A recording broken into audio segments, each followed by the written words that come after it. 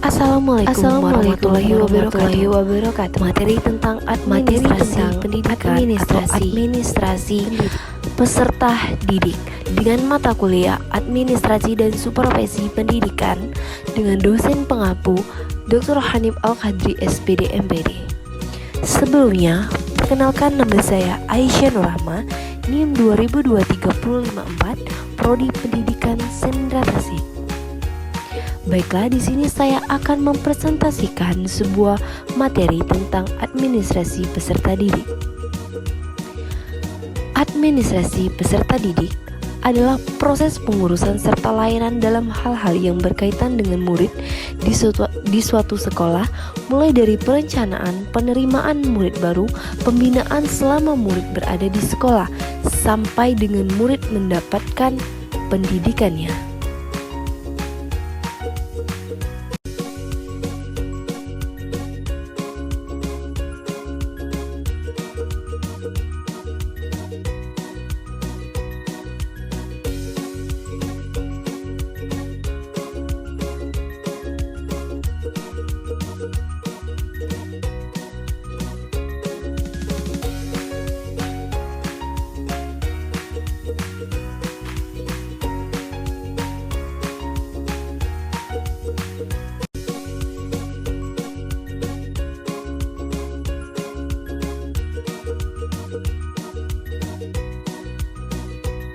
Tersebut dapat berjalan lancar, tertib dan teratur sehingga dapat memberikan kontribusi bagi pencapaian tujuan sekolah dan tujuan pendidikan secara keseluruhan.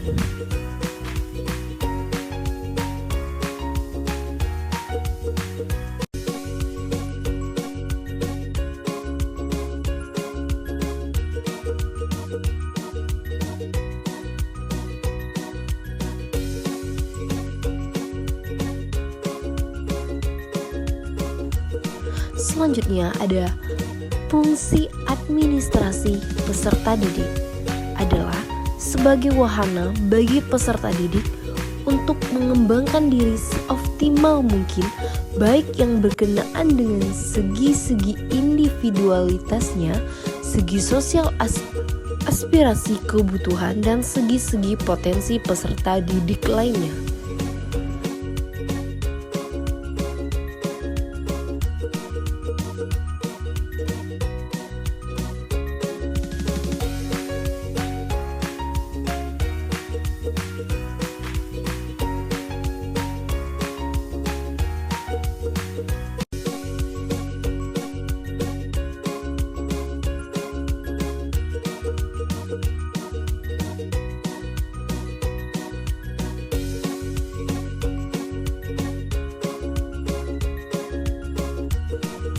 Selanjutnya ada prinsip dari administrasi pendidikan.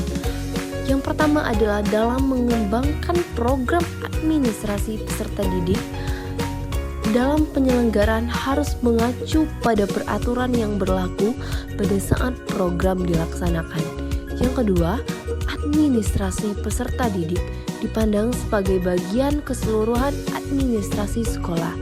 Oleh karena itu, ia harus mempunyai tujuan yang sama atau mendukung terhadap tujuan administrasi sekolah secara keseluruhan.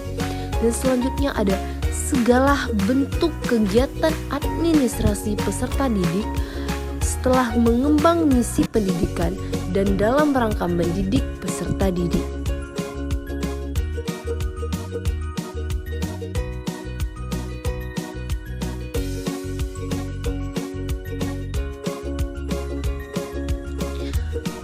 Selanjutnya ada manfaat dari administrasi pendidikan. Yang pertama, melakukan pencatatan murid semenjak dari proses penerimaan sampai saat murid meninggalkan sekolah karena sudah tamat mengikuti pendidikan pada sekolah itu, serta menunjang proses pembelajaran sehingga lancar, teratur, dan memberikan kontribusi pada tujuan pendidikan. Yang kedua, dapat mengetahui kuantitas dan kualitas siswa yang ada. Yang ketiga, dapat meratakan asal siswa baik itu di daerah asal ataupun sekolah asal siswa. Serta setelah lulus kita juga dapat memetakan penyebaran lulusan siswa tersebut. Yang keempat, dapat membuat suatu lingkungan pembelajaran yang nyaman karena adanya tata tertib yang tertulis untuk siswa.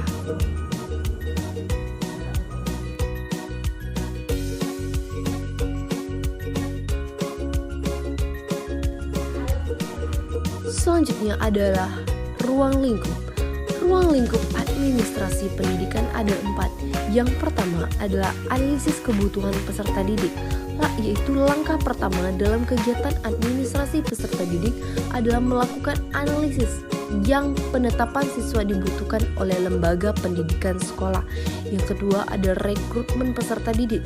Rekrutmen peserta didik sebuah lembaga pendidikan sekolah pada hakikatnya adalah merupakan proses pencarian, menentukan dan menarik pelamar yang mampu untuk menjadi peserta didik di lembaga pendidikan sekolah yang bersangkutan. Yang ketiga ada seleksi peserta didik. Seleksi peserta didik adalah kegiatan pemilihan calon peserta didik untuk menentukan diterima atau tidaknya calon peserta didik menjadi peserta didik di lembaga pendidikan sekolah tersebut. Orientasi yaitu penerimaan siswa baru dengan mengenalkan situasi dan kondisi lembaga pendidikan. Selanjutnya ada penempatan peserta didik, yaitu pembagian kelas. Sebelum peserta didik yang telah diterima pada sebuah lembaga pendidikan sekolah mengikuti proses pembelajaran terlebih dahulu, perlu ditempatkan dan dikelompokkan dalam kelompok belajarnya. Pengelompokan peserta didik yang dilaksanakan pada sekolah-sekolah sebagian besar berdasarkan pada sistem kelas. Yang keenam ada pembinaan dan pengembangan peserta didik. Langkah berikutnya adalah administrasi peserta didik, adalah melakukan pembinaan dan pengembangan terhadap peserta didik. Yang ketujuh ada pencatatan pelaporan, yaitu pencatatan dan pelaporan tentang peserta didik di sebuah lembaga pendidikan sekolah sangatlah diperlukan.